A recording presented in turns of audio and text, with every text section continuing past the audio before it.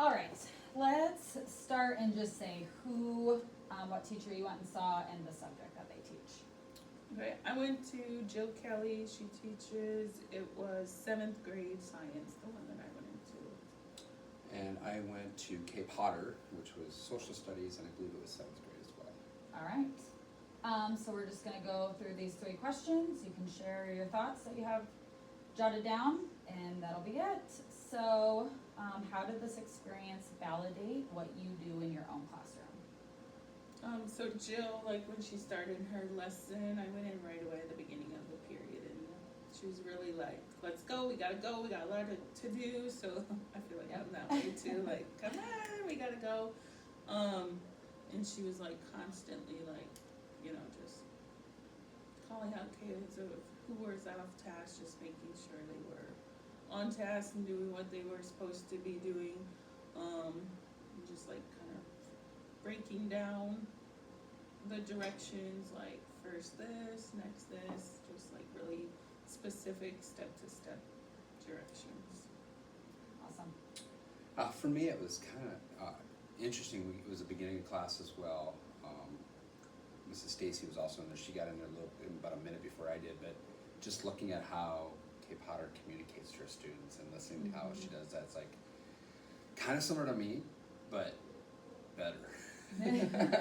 Well, then you could take something from it. So. Just how she uses her technology and her slides.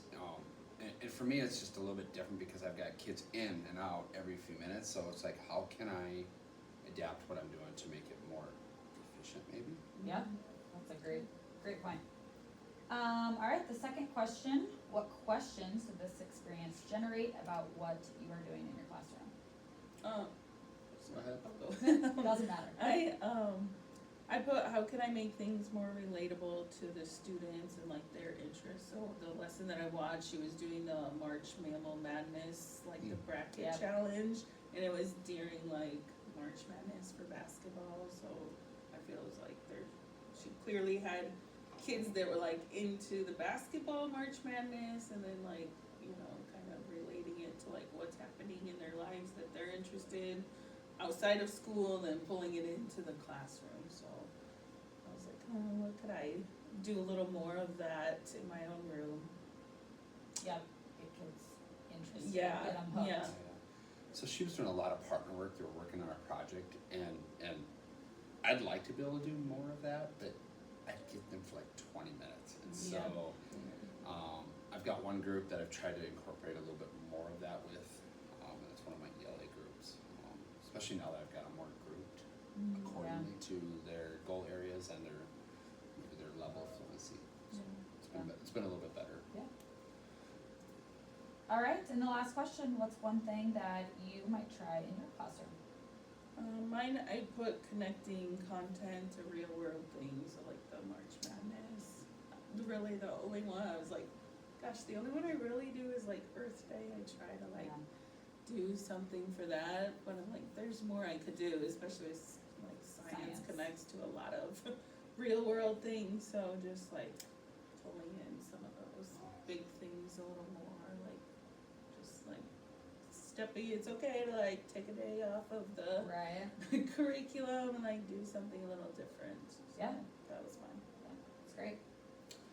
Kind of tying back to that partner work, I really want to try to incorporate how I can do more of that within my classroom.